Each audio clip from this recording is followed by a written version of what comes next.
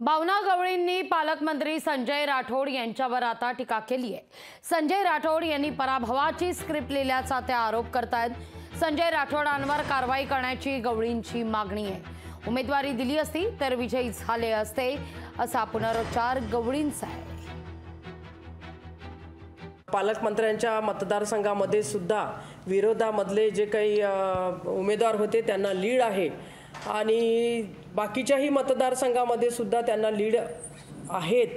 त्यामुळे या ठिकाणी निश्चित चिंतन झालं पाहिजे, कारण पुढची विधानसभेची निवडणूक आपल्याला लढायची असल्यामुळे आपल्याला म्हणजे आम्हा सगळ्यांना फार व्यवस्थित पद्धतीने ही निवडणूक लढावी लागणार आहे।